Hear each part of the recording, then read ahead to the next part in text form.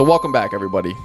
Back here with Mike, our leading exercise physiologist, to give us all the insights on the health and wellness topics that we want to explore. And today we are talking about movement and exercise for a little bit of the older population.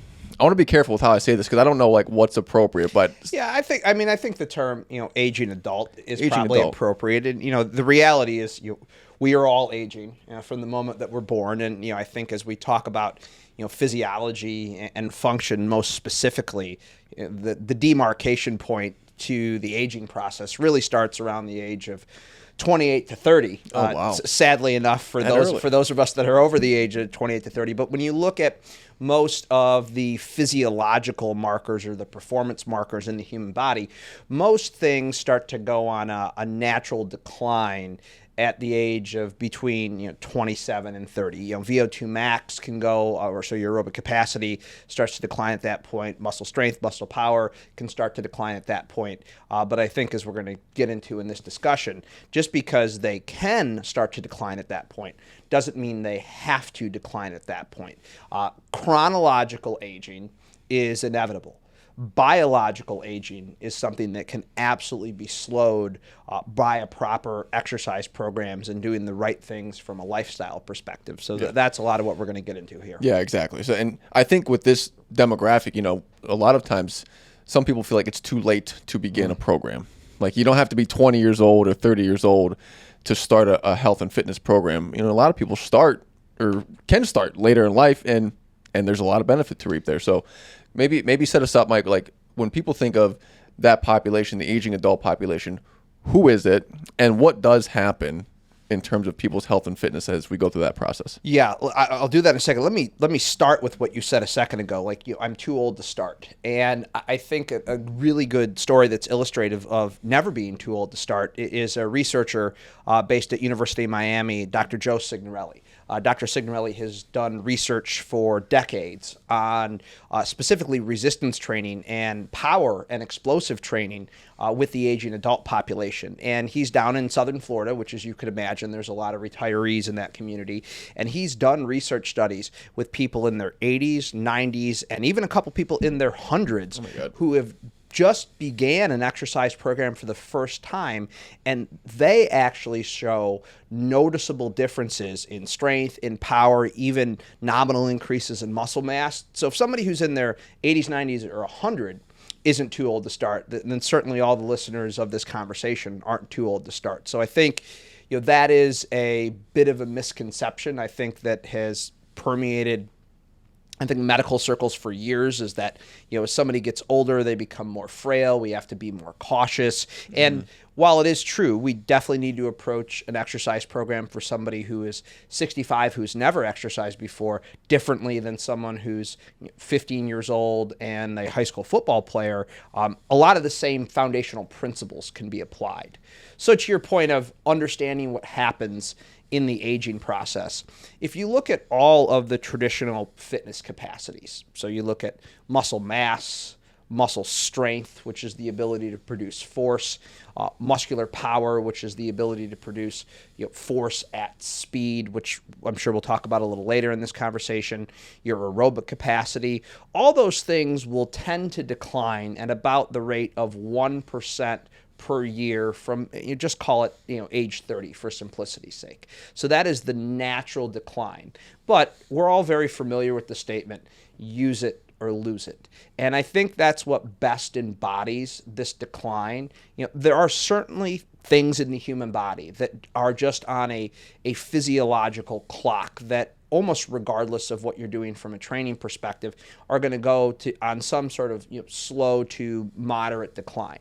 But almost all of the things that we care about from a functional capacity perspective, those declines can be greatly mitigated by just implementing a little bit of movement into your life.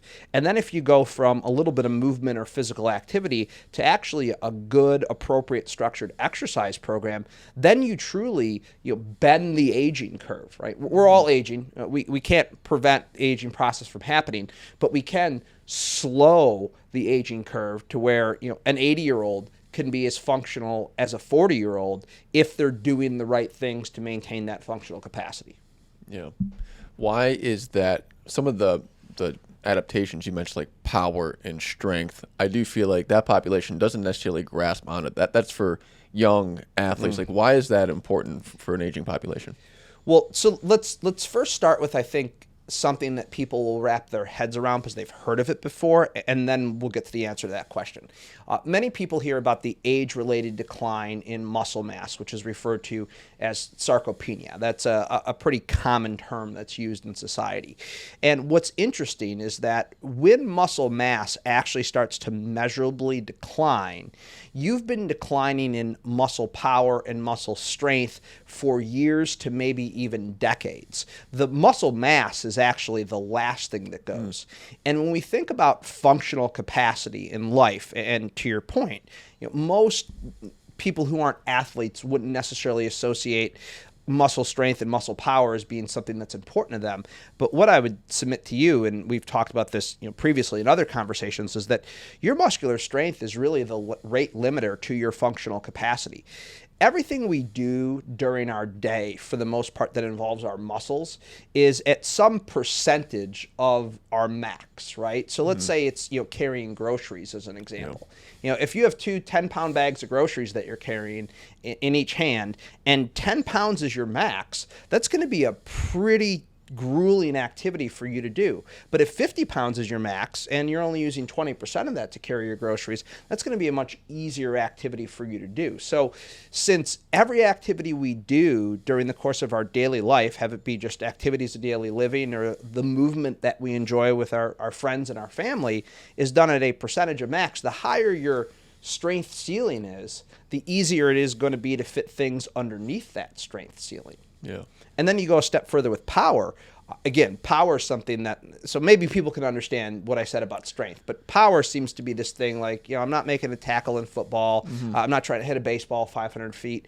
Well, we actually use power every time we get up out of a chair. All power is the intersection between kind of strength and speed.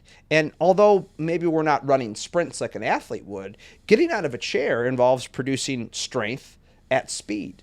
In fact, one of the biggest predictors of falls as an individual ages is the inability to, with speed, pull the toe up towards the knee. That's called ankle dorsiflexion, and the muscle that's right in the front of the shin, that muscle's ability to produce power is actually very tightly associated with fall risk in the elderly population. So you start to see that although, yes, strength and power and a lot of these terms we're using definitely have an athletic context we can talk about them in, that actually is the minority of how I think about those kind of muscular attributes. I think of how we use muscular strength and muscular power for all our activities of daily living. And if you look at anyone that struggles with activities of daily living, or people who struggle to do the things that they enjoy doing from a movement perspective, it is unequivocally because muscle strength and muscle power have declined. And those are the rate limiters to functional capacity. Yeah. Yeah. Oftentimes, a lot of members will come in inquiring about joining what we do here at AFS. And more times than not, they will say, hey, I've noticed I've lost muscle mass because I can't do this thing anymore. And I think it's important to clarify that. So what you're saying is, like, for the most part, when people say that, it's the muscle mass may really not have changed, but their strength and their power probably has declined. Is that comes before the actual muscle mass declines? Yeah. If you look at it, if you were to put it on a timeline, the first thing you'll see is a decline in muscular power.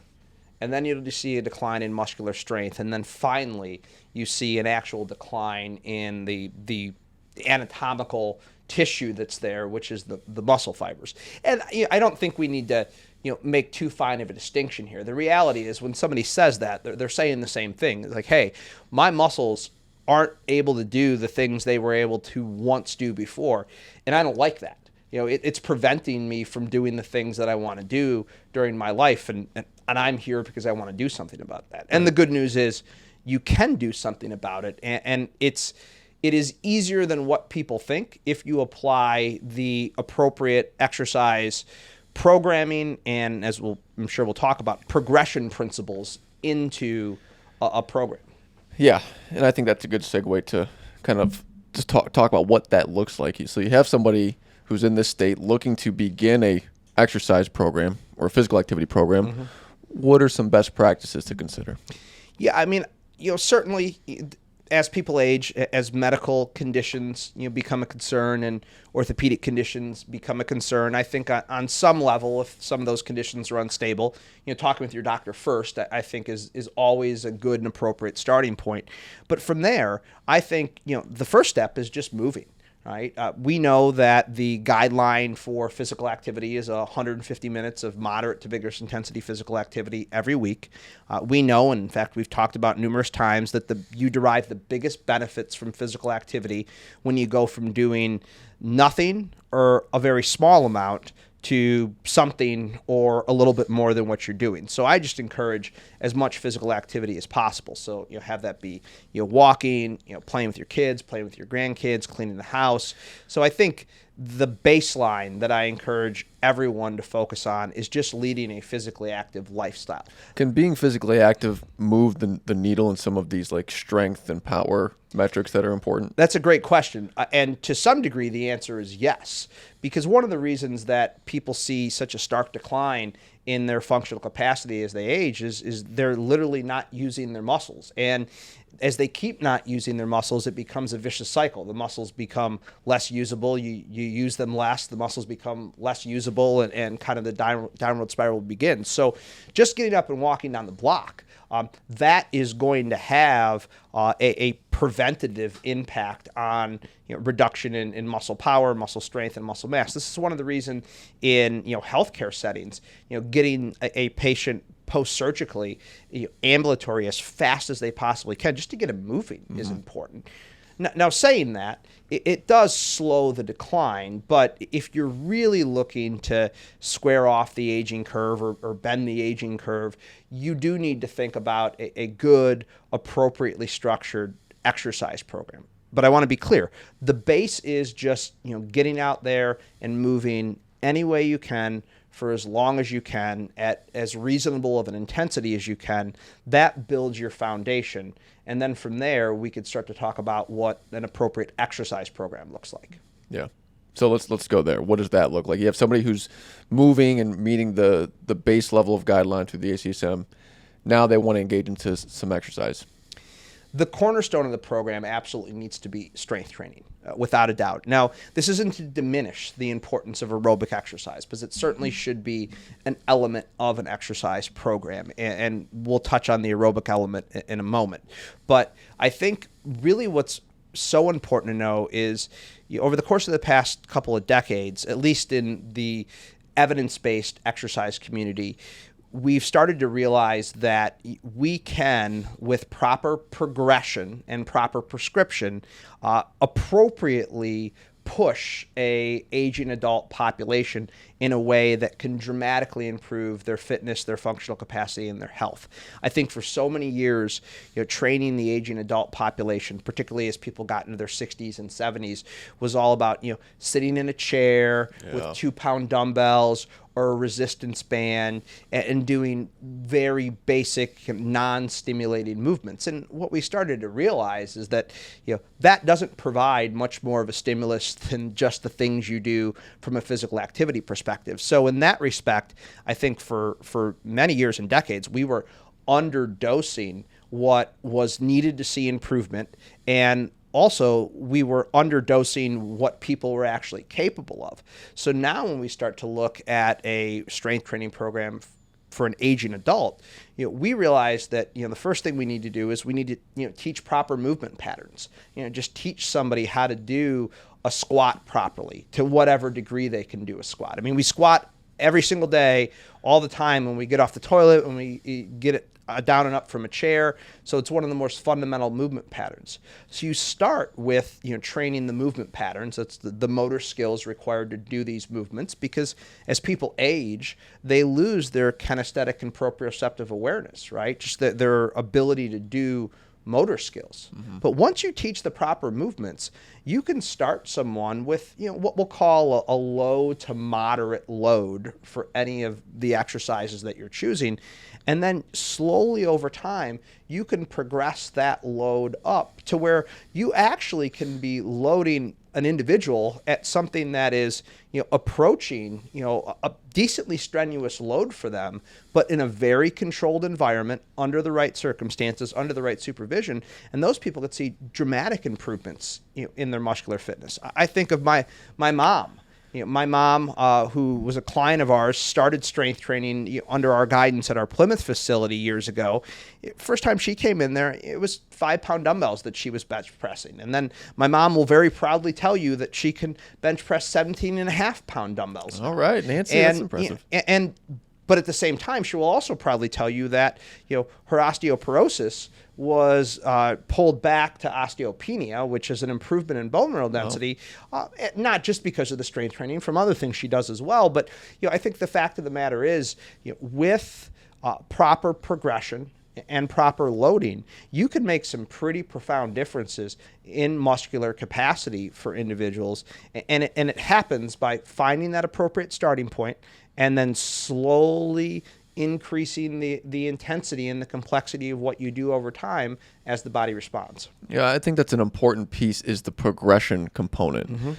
So, and I had a conversation with a member 3 weeks ago that was centered around, hey, because I'm 70, can I just stay with these light weights because I'm 7 years old now?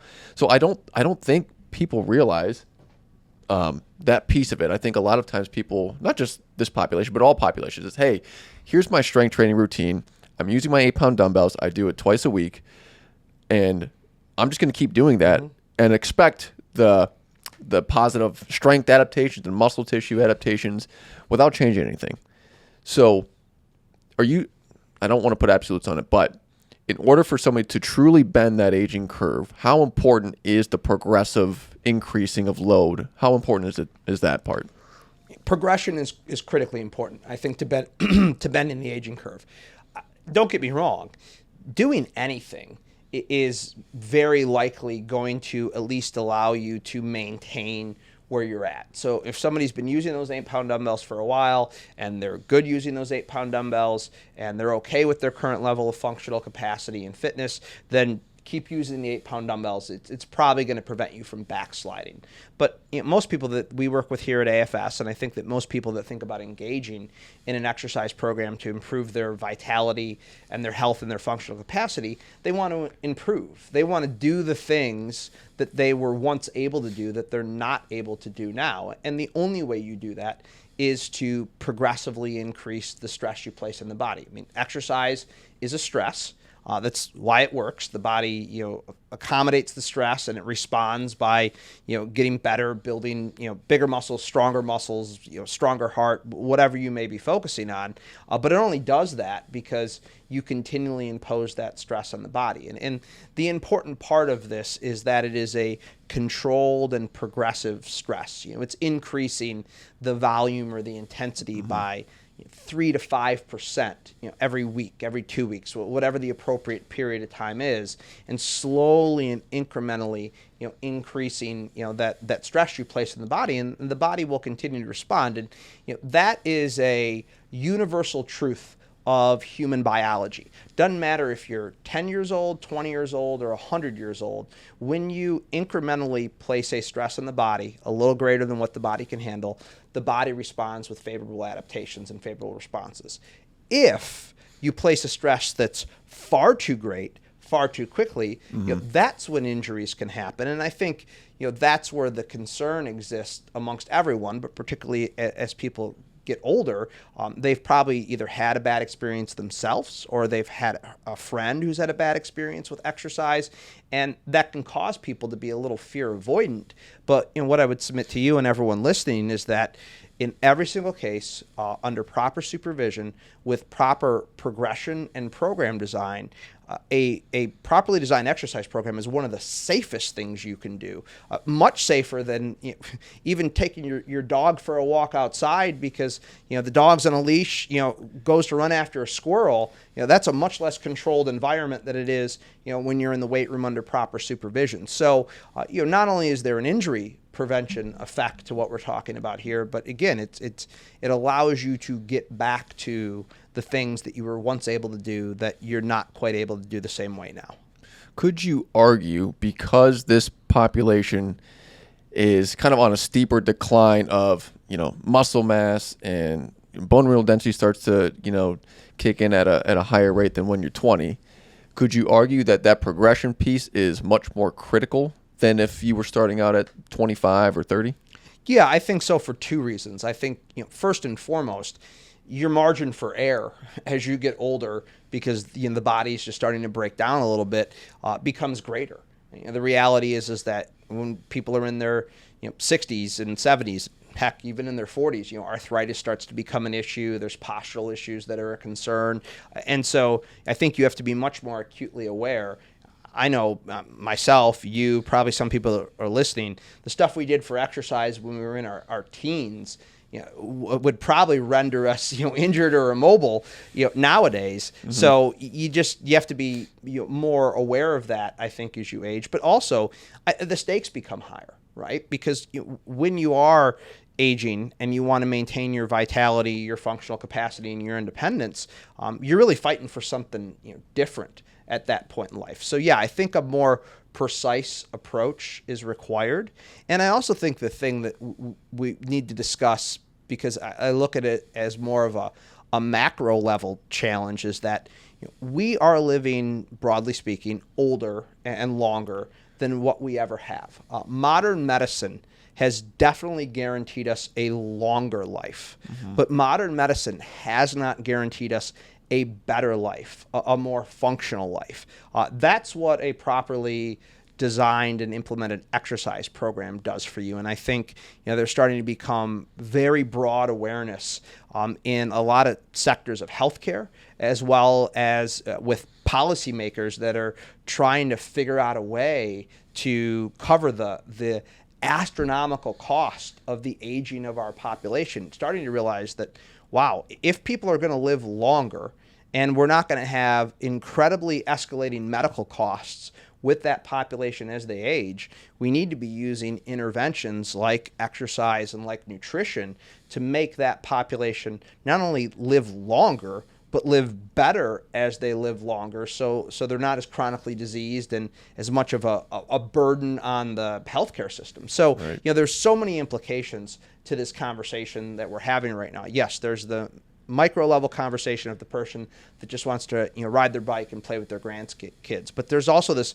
macro level discussion in our country around how do we afford healthcare costs for an aging adult population that is progressively living longer and longer and longer in a Medicare system that is taking more money out than is being put in right now. It's a bit of an untenable economic situation. So again, I don't want to. That's a separate podcast for you to do. That's a separate pot. Reel them in. Reel me back. Sorry about that. But no, that's so. The one thing that I'm hammering on this progressive piece, because a lot of people that are watching and listening, and in that demographic, it is one thing to engage in resistance training in and of itself, because it's intimidating and it's nuanced and you have to learn things, and it's not supernatural as going for a walk. So that's one thing. But for when you are involved in that setting, it's not just silver sneakers and sit in your chair and do the pink weights and you're good. That progressive piece is super, super important to make sure that you are truly, living a life of vitality and meaning, and getting connected with a program of somebody who's qualified that can help you actually create that that program is so important. So that, to your other point, if we go in too aggressive, injury risk, we don't want that either. So cornerstone of a exercise plan, strength training, resistance training. What else involved or should be involved in the plan? Well, you often hear talked about flexibility, mobility, balance exercise. Yeah. And I think it's important to hit on that, and then we'll make sure we get to aerobic exercise. So the first thing I will say about what we'll just call balance, broadly speaking, is that the foundation to balance is strength. The definition of balance essentially is keeping your center of mass within your base of support.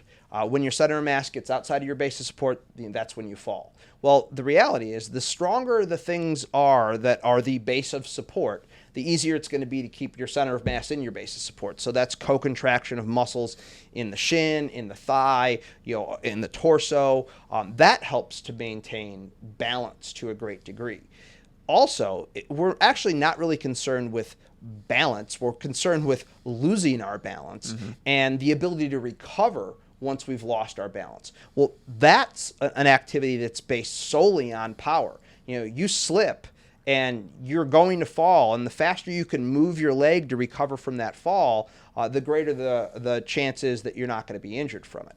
Now, that doesn't mean that I don't think some balance exercises are a good part of a routine for the aging adult, particularly as people, get into their 60s, 70s, and 80s. But they should be a very small part of the routine, maybe 5 to 10%. What are some examples of balance exercises? Well, the evidence-based balance exercises that exist would just be things that are done on, a single leg, in a staggered stance, maybe with eyes closed, maybe moving your arms. Those are the evidence-based balance exercises. And there's a lot of resources out there for those. AARP actually has a lot of good resources for those. What are non-evidence-based balance exercises, and just put bluntly, a big waste of time, are the things that are done on the unstable surfaces, like the BOSUs and the wobble boards and things like that. You'd be better off just spending your time doing just standard resistance training than doing those. Those are probably more counterproductive than productive. Now, flexibility is another really interesting word. And, you hear people, particularly as they age, say, I'm less flexible than what I once used to be. And while that is probably true, I think it's important to really ascertain why that's the case. And for the most part, and I'm going to sound like a broken record here, but it's true, it goes back to muscular strength. And what I will tell you is, I'm not going to tell you shouldn't stretch, because I think stretching, when done appropriately at the right times, can be a very effective exercise modality to improve functional capacity. But the best form of stretching you can do is full range of motion strength training exercises. We don't want our muscles to just be flexible. We're not 12 years old in gym class doing the president's fitness test, doing the sit and reach, right? Your ability to touch your toes when you're sitting on your butt has no flexible relevance to our life. But your ability to be strong when squatting down to pick up something from the ground has a lot of functional relevance to your life. So I tell most people, if you want to improve your functional flexibility or mobility or whatever term you want to put on it, doing full range of motion strength training is the best way to do it, because you not only get the benefit of getting stronger, but you get the benefit of being strong in those more extreme ranges of motion where we're more prone to injury or incident, because we don't have the flexibility to get there. But even if we did, we don't have the strength to do something when we are there. Now, again, just like with balance training, I think flexibility being 5 to 10% of a program for the aging adult, I think is very, very appropriate. But you don't need to be spending 50% of your time doing balance and flexibility exercises, when the real foundation of both of those things is just developing really robust muscular strength.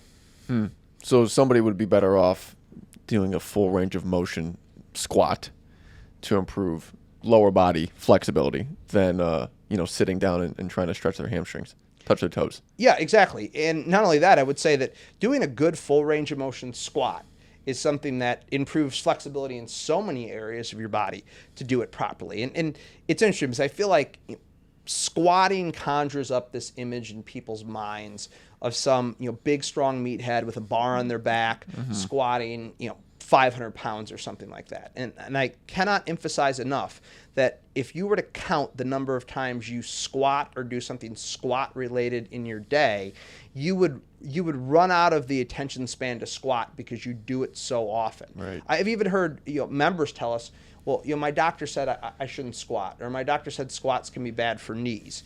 And I think the physicians or the healthcare professionals that say this are well-intentioned, because I think that they might be conjuring up that same image that I said a second ago. But the objective reality is, if you can't squat, you don't survive on this planet, right? Because you don't even get to the toilet, right? And so I think it's really important to emphasize just the difference that doing even something like a body weight squat through progressively greater and greater ranges of motion on a daily basis can have to overall functional capacity. If every person in this country, over the age of 50, got up every day and did 10 body weight squat through the biggest range of motion they can go through.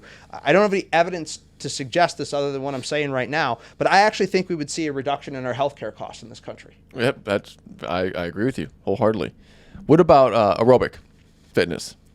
So again, I think obviously this is a critically important part of a good exercise program. If we're trying to put percentages on this, which again, nothing's a perfect percentage, and the reality is we all don't have infinite time to exercise. Even those of us that are listening that are retired don't have infinite amount of times to exercise. I would say that 50% or so of a exercise program for an aging adult should be strength training. We've already said that 5 to 10% each should probably go to balance and flexibility. I'd say around 30% or maybe a little bit more should go to aerobic exercise. And a couple thoughts here. First off, to the extent possible, that aerobic exercise should be load-bearing exercise. So this would be like walking as an example of a load-bearing exercise, a stair step or a stair mill, something like that. And the reason I'm suggesting load-bearing or impact-oriented exercise is just because that's what improves bone mineral density.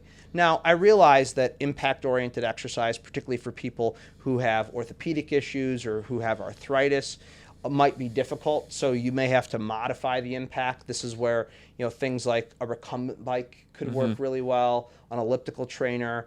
For people who really need to limit impact, water aerobics is a great way to get moving. But again, we talked about progression with strength training earlier, and so I'll mention progression here.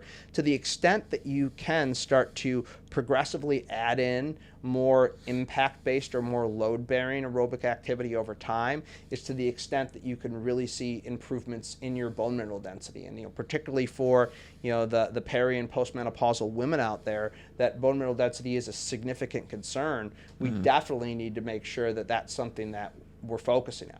Yeah. Now, we talked about intensity earlier, and here again, I think it's important to bring up that there's a difference between physical activity that we talked about earlier, which we said was critically important, and exercise. And the distinction here is you could be going for a walk for physical activity where you're out with your friend just having a conversation, which is very important and a great thing to do, and especially you're doing it with a friend, so you're getting the social connection element, you're also getting the movement element. That's great, but if you want to improve your aerobic capacity, you actually need to do it at a sufficient intensity. And there's lots of ways you can figure this out. Certainly, you can use a heart rate monitor and things of that nature. I would just simply use the talk test if you're looking for an easy way to regulate exercise intensity when you're doing aerobic activity. And talk test is this. When you're doing what we call low intensity aerobic exercise, you can carry on a conversation like we're having right now. You might even be able to sing, right? Oh, wow. When you're Can you demonstrate for us real quick? Everyone would stop. Everyone would stop watching if I did that. Yeah, it would not be good. If you're doing moderate intensity aerobic exercise, so let's call this a 7 to 8 on a scale of 10, maybe a 6 to 8 on a scale of 10, you could speak about a sentence before you have to stop and catch your breath. If you're doing intense aerobic activity, you can't even speak, right? That'd be a sprint or something like that. So I try to tell people if you're doing aerobic activity to improve your cardiovascular fitness, you should be able to speak about a sentence or so before you have to stop, catch your breath and continue on with your activity. So that's a simple heuristic, the talk test, to be able to think about how to regulate your aerobic exercise intensity. But again, it's an important part of the program.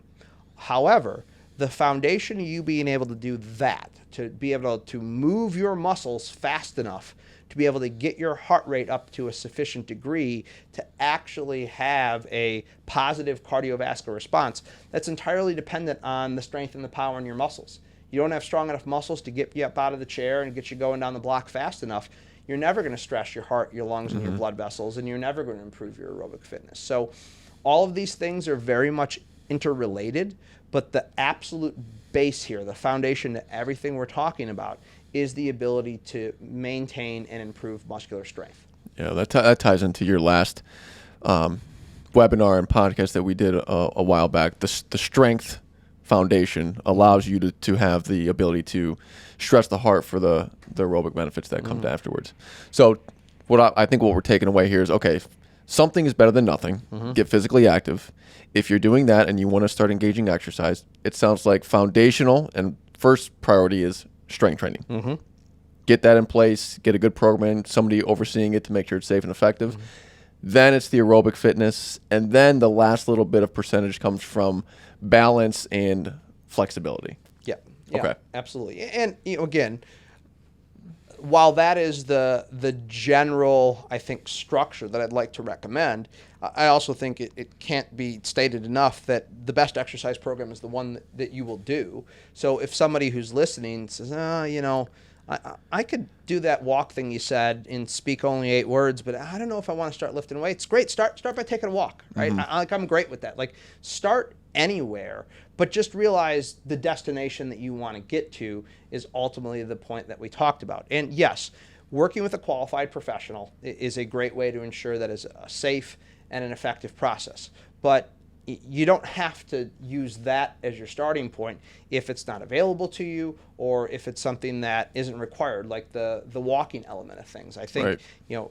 I always want to encourage people to start at the point they feel they're at, but I also want people to understand, what all the necessary requirements are to live a fully functional life that has all the vitality they want, doing all the things that they want to do, and that's largely what you just laid out. Right. We touched a little bit on this at the beginning, more about the psychology of starting in this demographic.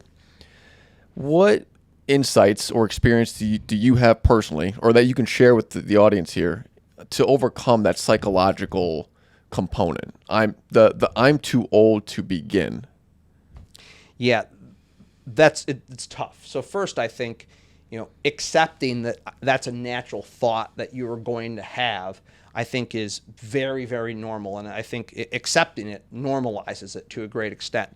And just so you know, so the listeners know, and you've heard it many times, we hear that from people that are 30, 35, 40. You hear it from people of all ages. So I think, there's just this natural subconscious pull to not do anything that is even the most remotely threatening to the body. So I think accepting that that's going to be the case is the first thing.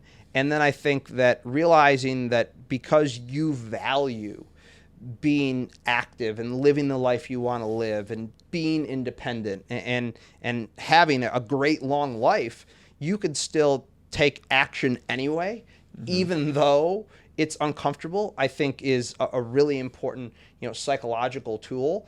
I think what can really provide a strong backstop for those kind of, negative feelings and emotions and really move you along is working with a qualified professional. I think, when you can have somebody there who has the knowledge, the experience, who can come alongside you and say, I understand where you're at.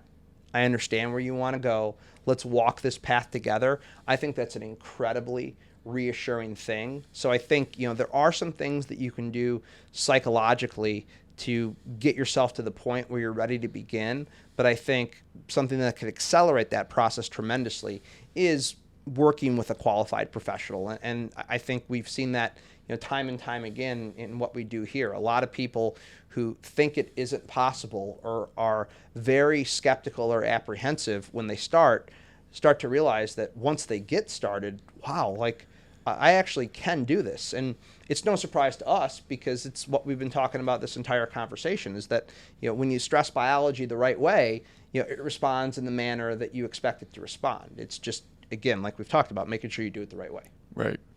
I do think, too, people that are around others that are living that life that they're aspiring to, that are in an exercise program and they're healthy and they're fit, and they're in the same, whether you're 30 and you see other 30-year-olds doing it, or you're 70 and you see other 70-year-olds doing it, I think that can be very reassuring as well. And there's a... I think it's an important point you bring up, particularly as people get older. Social connection becomes a big issue. We've heard our Surgeon General, Vivek Murthy, on almost every single podcast that is out there talking about the social connection crisis that exists and all the research that shows how many years that takes off your life by having a lack of good social connection. Yeah. Well, when you're in the right kind of environment, around the right kind of people, exercising together, you get the exercise benefits and you get the social connection benefits all at the same time. So you really do kind of get to double down on some of those things that are most associated with, well-being as an adult goes through, the latter parts of their life. So I couldn't agree with you more. And it's a very self-reinforcing process. You might show up for the social connection and realize you get this amazing fitness benefit out of it. You might show up for the fitness benefit or the functional capacity benefit and get this social connection benefit. And it just is this virtuous cycle that keeps spinning upward for you. And I think, in this day and age where I completely agree with the Surgeon General, social connection is a massive threat to not just our mental health, to be clear, our physical health as well. When you look at all the research, we can't discount almost the effect that amplifies, the other, right? So, exercise that is done with social connection amplifies the social connection, and social connection done with exercise amplifies the exercise. Yeah. And when you experience that, it makes sense. You don't need the data to support, oh my God, when I'm coming into a program or exercising and I see Susie, Billy, and Joe twice a week, that I get to do this with, and we share stories and conversations, you leave feeling better. Yeah. And we have, so many people that we've worked with over the years, say that.